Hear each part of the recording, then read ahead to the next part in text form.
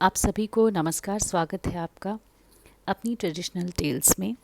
आज मैं आपको वरुथनी एकादशी व्रत के बारे में बताने जा रही हूँ। यह व्रत कब पड़ेगा, पूजा विधि क्या है इसकी, और इस व्रत की कथा क्या है और इसका पारण का समय क्या है। चलिए जानते हैं इसके बारे में। वरुथनी एकादशी का जो व्रत है वह अप्रैल 26 को पड़ेगा। यह व्रत वैशाख माह के कृष्ण पक्ष की एकादशी के दिन रखा जाता है और यह 26 अप्रैल 2022 को रात को यानी कि 25 की रात को 1:38 से लेकर मंगलवार रात 12:45 तक रहेगा। तो आपको यह व्रत का पारण बुधवार की सुबह 7 बजे के बाद या 6 बजे के बाद कभी भी आप इस व्रत का पारण कर सकते हैं और भोजन कर सकते हैं उसके पश्चात। तो चलिए जानते हैं कि व्रत कैसे रखा जाता है और इस व्रत की कथा क्या है। एकादशी के दिन सबसे पहले आप सभी को सुबह उठकर स्नान इत्यादि से निवृत्त होना है। उसके पश्चात स्वच्छ वस्त्र पहनकर भगवान विष्णु की, भगवान श्री कृष्ण की पंचामृत से आप उनको स्नान करवाइए। कोई भी एकादशी का व्रत जो कि हर एकादशी, हर महीने में एकादशी 2 बार आती है, कृष्ण पक्ष में और शुक्ल पक्ष में। यह व्रत पूरी तरह से भगवान श्री कृष्ण को, भगवान विष्णु को समर्पित होता है। इस व्रत के लिए जब भी आप एकादशी का व्रत करते हैं, जैसे कि मैं बता चुकी हूँ, आप पहले सुबह उठकर स्नान करें। स्नान करने के पश्चात भगवान को पंचामृत से स्नान करवाएं। कलश की स्थापना ज़रूर की जाती है। कोई भी पूजा विधि कलश की स्थापना के बिना पूर्ण नहीं होती है। लेकिन इस व्रत में आप चावल की जगह किसी भी और दाल का प्रयोग कर सकते हैं, चने की दाल का या फिर और कोई दाल आप ले सकते हैं, क्योंकि चावल का प्रयोग एकादशी के व्रत के दिन हम नहीं करते हैं। तो पंचामृत में भगवान श्री कृष्ण को स्नान कराने के लिए आपको जिन 5 चीज़ों की ज़रूरत है वह है दही, दूध, घी, शहद और शक्कर। इन 5 चीज़ों से आप श्री कृष्ण भगवान को पंचामृत स्नान करवाएं। भगवान का स्नान करवाने के पश्चात उन्हें पीले रंग के वस्त्र पहनाएं, पुष्प चढ़ाएं। अगर हो सके तो पीले ही आप पुष्प लेकर आएँ, अदरवाइज़ कोई और रंग का भी आप फूल चढ़ा सकते हैं भगवान श्री कृष्ण को। इसके पश्चात आप जोत जलाइए, भगवान की पूजा अर्चना कीजिए और जो भी एकादशी का व्रत आप कर रहे हैं उस एकादशी की आप कथा कहें और भगवान के सामने आप प्रण ज़रूर लें कि हम यह व्रत अपनी पूरी निष्ठा के साथ करेंगे और इस व्रत के नियमों का निष्ठा से ही हम पालन करेंगे। आप अपनी कृपा दृष्टि हमारे ऊपर बनाकर रखिए।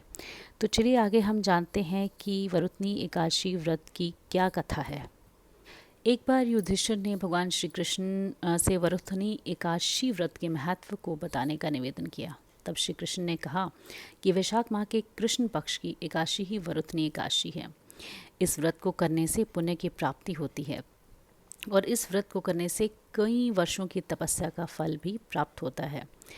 तो मैं आपको बता दूं कि अलग अलग किताबों में इस व्रत की कथा जो है वह अलग अलग दी गई है। तो जो भी आपके पास किताब है, आप उसमें जो भी कथा है आप उसके हिसाब से वह व्रत कथा आप कह सकते हैं। तो जो कथा फेमस है मैं वह 2 आपके सामने यहाँ पे बताने जा रही हूँ। उसमें से एक है कि पौराणिक कथाओं के अनुसार जब भगवान शिव बहुत ही क्रोधित हो गए थे और उन्होंने ब्रह्मा जी का 5वां सिर काट दिया था, तो उन्हें श्राप लग गया था ब्रह्म हत्या का। इसी श्राप से मुक्ति के लिए भगवान शिव ने वरुथनी एकादशी का व्रत किया था। वरुथनी एकादशी का व्रत करने से भगवान शिव शाप और पाप दोनों से मुक्त हुए थे। धार्मिक मान्यताओं के अनुसार इस दिन यानी वरुथनी एकादशी का जो भी व्रत रखता है वह कई वर्षों की तपस्या के समान फल को प्राप्त करता है। ऐसे ही एक और व्रत कथा प्रचलित है जो इस प्रकार है। एक समय में नर्मदा नदी के तट पर राजा मानधाता राज्य करते थे। वह बहुत ही दानी व्यक्ति थे। एक बार वे जंगल में जाकर तपस्या कर रहे थे, तभी वहाँ एक भालू आया और उनके पैर को चबाने लगा। फिर वह राजा को घसीट कर जंगल में ले गया और इसी दौरान राजा की तपस्या भंग हो गई और वे घायल हो गए। उन्होंने भगवान विष्णु को मन ही मन ध्यान करके अपने प्राणों की रक्षा के लिए पुकारा। भगवान विष्णु उनके सामने प्रकट हुए और अपने चक्र से उस भालू को मार गिराया। भालू के हमले में राजा मंधाता अपंग हो गए थे। इसी वजह से वे बहुत ही दुखी और कष्ट में थे। उन्होंने भगवान विष्णु से शारीरिक और मानसिक पीड़ा को दूर करने का उपाय पूछा। तभी श्री हरि ने कहा, यह तुम्हारे पूर्व जन्म के अपराध का फल है। तुमको मथुरा में जाकर वैशाख माह के कृष्ण पक्ष की एकादशी का व्रत रख करना होगा और मेरे वराह अवतार की पूजा करनी होगी। उसके पुण्य के प्रभाव से ही तुम इस कष्ट और दुख से मुक्त होगे। भगवान विष्णु के बताए अनुसार राजा मानधाता मथुरा पहुंच गए और विधि पूर्वक वरुथनी एकादशी का व्रत रखा और वराह अवतार की भगवान की पूजा की। इस व्रत के पुण्य से राजा मानधाता के कष्ट और दुख दूर हो गए और फिर से शारीरिक तौर पर अच्छे हो गए। तो दोस्तों, यह थी वरुथनी एकादशी की व्रत कथाएं। इसके पश्चात अगर आप जो भी खाना चाहते हैं, इसमें ज़्यादातर तो आप अगर हो सके तो फ्रूट्स ही खाइए और आप एक एकादशी महाप्रसाद बना के भगवान विष्णु को उसका भोग लगा सकते हैं, जिसमें आप साबूदाना बना सकते हैं, आप केले का भोग लगा सकते हैं, आप दही का भोग लगा सकते हैं। कोई भी जो भी मौसमी आपको फल मिल सकता है बाज़ार में, वह लेकर आप भगवान को भोग लगा सकते हैं और स्वयं भी वह खा सकते हैं। और अगले दिन एकादशी का जो व्रत होता है वह 24 घंटे का होता है। तो सूर्य उदय से लेकर अगले दिन के सूर्य उदय तक का यह व्रत होता है।